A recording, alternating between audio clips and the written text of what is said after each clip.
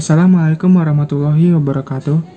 Selamat pagi semuanya. Selamat pagi Bu Sri. Selamat pagi teman-teman.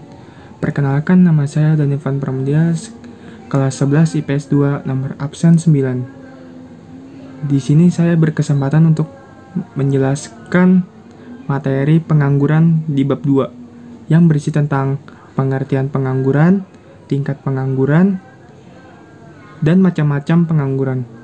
Namun, di macam-macam pengangguran saya hanya bisa menjelaskan tentang pengangguran konjungtur. Selanjutnya akan diteruskan oleh teman saya. Nah, apa sih pengangguran itu?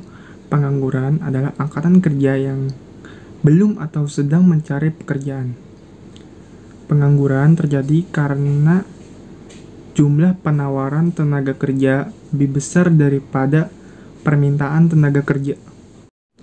Ini saya ada grafik tingkat pengangguran terbuka berdasarkan pendidikan.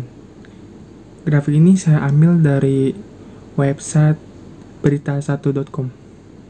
Pada tingkat presentasi pengangguran menurut pendidikan, SD ke bawah 2,67% di tahun 2018 dan 2,65% di tahun 2019. SMP 5,18% di tahun 2018 dan 5,04% di tahun 2019.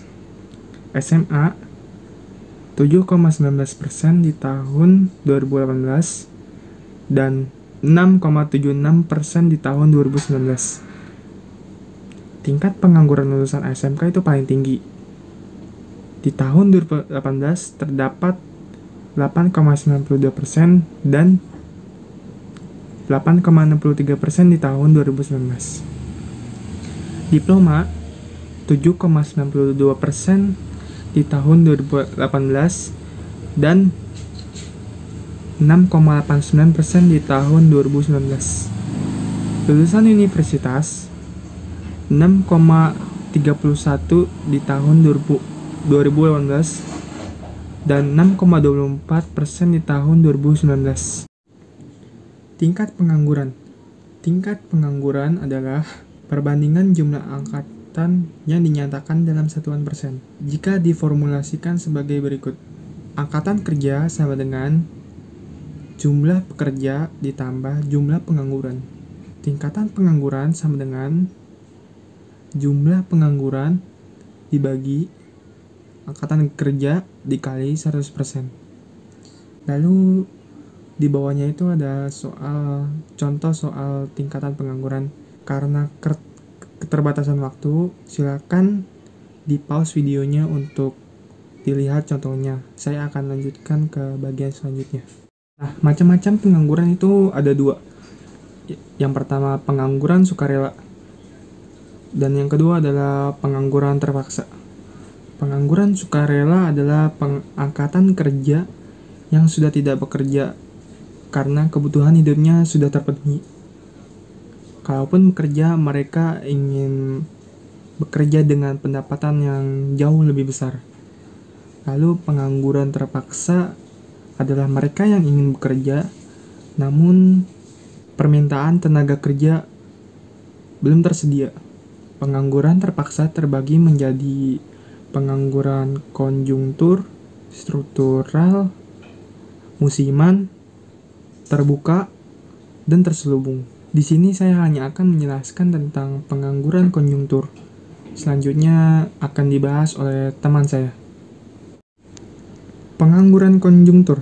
Pengangguran konjungtur adalah pengangguran yang terjadi karena fluktuasi ekonomi suatu negara.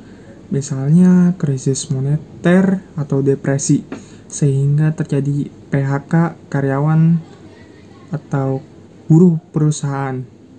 Siklus pengangguran konjungtur itu ada depresi. Depresi itu bisa berupa masa merugi, perusahaan menderita keuangan, dan harga-harga turun. Lalu ekspansi atau bisa disebut recovery, yaitu masa pemulihan, harga-harga mulai naik.